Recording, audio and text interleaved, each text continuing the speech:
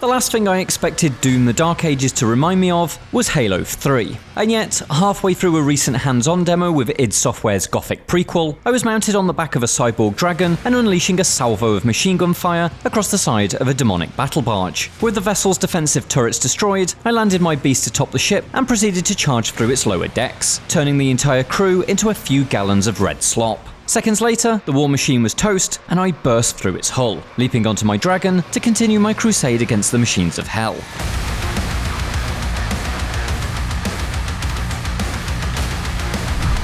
Those familiar with Bungie's landmark shooter will instantly recognise the shape of Master Chief's assault on the Covenant scarab tanks. The helicopter-like Hornet may have been swapped for a holographic winged dragon, and the giant laser-firing mech for an occult flying boat, but the core of the experience is all here. An aerial assault that transitions into a devastating boarding action. Surprisingly, this wasn't the only moment in the demo that reminded me of Halo. While the core combat of the Dark Ages is unmistakably and singularly Doom, the campaign's design seems to have a very late 2000s shooter spin to it, thanks to its love of elaborate cutscenes and a greater push for gameplay novelty. Across 2.5 hours, I played 4 levels of Doom the Dark Ages. Only the first of them, the campaign's opener, resembled the tightly paced, immaculately mapped design of Doom 2016 and its sequel. The others saw me piloting a colossal mech, flying the aforementioned dragon, and exploring a wide-open battlefield dotted with secrets and powerful mini-bosses. It's a big departure from Doom's usual pursuit of mechanical purity, instead feeling akin to the likes of Halo, Call of Duty, and,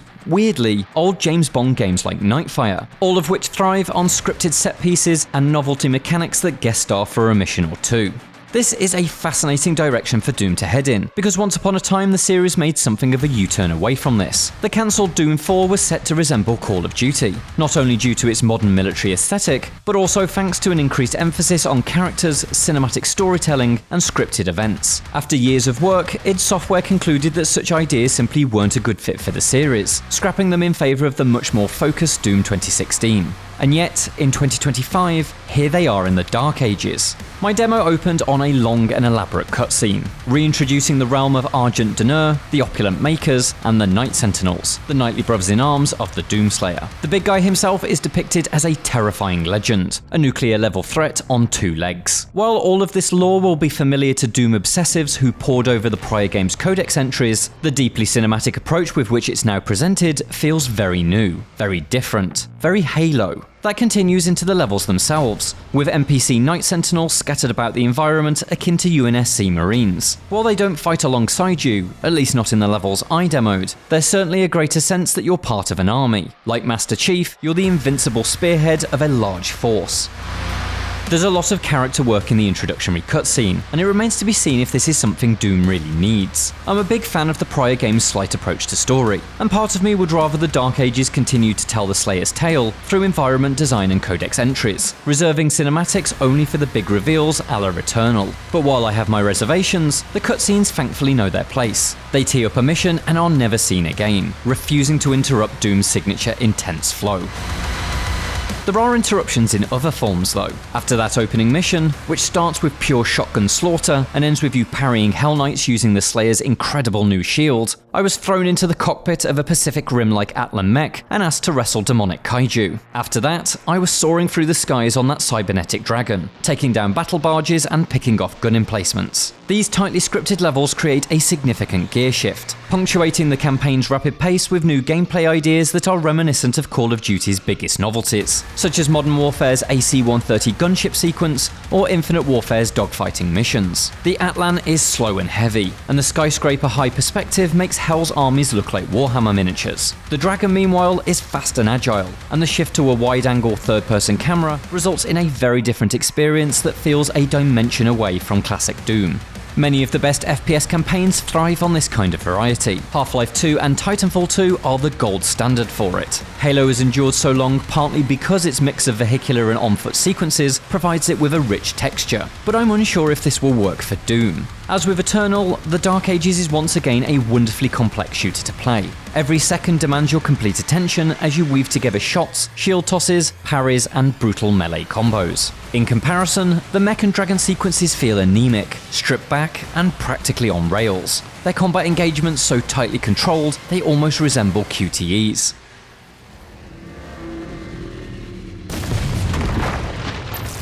In Call of Duty, the switch to driving a tank or firing from a circling gunship works because the mechanical complexity of such scripted sequences isn't that far removed from the on-foot missions. But in the Dark Ages, there's a clear gulf between gameplay styles. So much so, it's akin to a middle school guitar student playing alongside Eddie Van Halen. And while I know Doom's core combat will always be the star, when I'm beating the snot out of a giant demon with a rocket-powered mech punch, I shouldn't be wishing I was back on the ground using a mere double-barreled shotgun.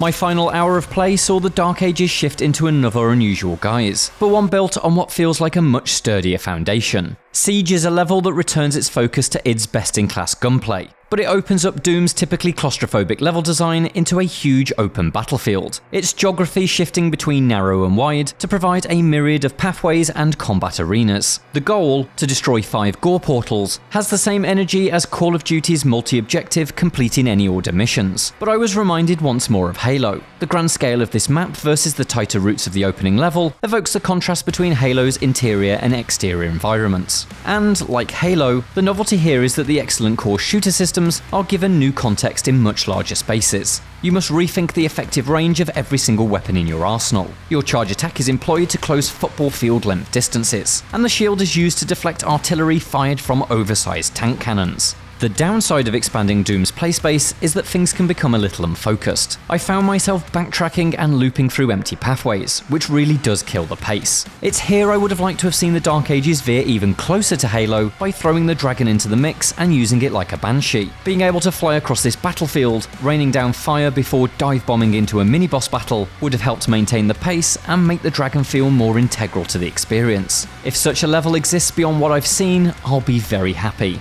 Regardless of the overall shape of the full campaign though, I am fascinated that so much of what I've seen feels like a resurrection and reinterpretation of ideas that were once considered an ill fit for the series. Very little of the cancelled Doom 4 was released for the public to see, but a Kotaku report from 2013 paints a distinct picture. There were a lot of scripted set pieces, a source told the publication, among them allegedly an obligatory vehicle scene, and that's exactly what we've got in the Atlan and Dragon sections. Mechanically simple scripted sequences that hark back to the novelty vehicle levels of Xbox 360 era shooters. Talking to NoClip in 2016, id Software's Marty Stratton confirmed that Doom 4 did have a bit of Call of Duty DNA. It was much closer to something, like that type of game. A lot more cinematic, a lot more story to it, a lot more characters around you and that you were with kind of throughout the course of the gameplay. All of that was scrapped, and so it's genuinely fascinating to see so much of it return in the Dark Ages. This is a campaign set to feature big, boarding action set pieces, lusciously rendered cinematics, a much wider cast of characters, and huge lore reveals. The question now is, were those ideas always a bad idea for Doom, or were they just a bad idea when they looked too much like Call of Duty? Part of me is just as skeptical as the fans who once decried Call of Doom, but I'm also excited at the idea of id Software finally making that approach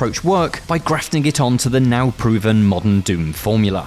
The beating, gory heart of the Dark Ages unquestionably remains its on-foot, gun-in-hand combat. Nothing in this demo suggested that it will not be centre stage, and everything I played affirms it's another fantastic reinvention of Doom's core. I think that alone is strong enough to support an entire campaign, but id Software obviously has other designs. I'm surprised that a couple of the studio's new ideas feel so mechanically slim, and I am concerned that they will feel more like contaminants than fresh air. But there's still a lot more to see, and only in time will these fractured demo missions be contextualized, and so I eagerly await May 15th. Not just to return to id's unrivaled gunplay, but to satisfy my curiosity. Is Doom the Dark Ages a good late 2000s FPS campaign, or a messy one? For more from the pits of hell, check out our Doom the Dark Ages hands-on preview, and for everything else, stick with IGN.